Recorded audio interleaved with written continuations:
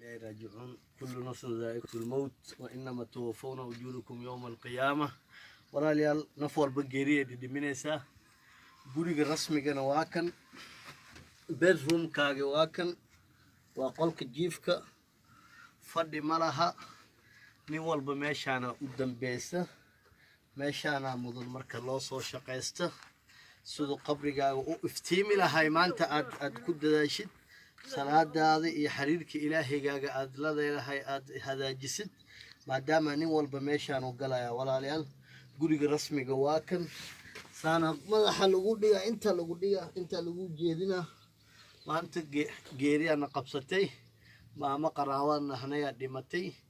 marka meeshaan iskugu imaanay hadda meedkeedan sugeynaa gurigeeda rasmiga loo soo wadaa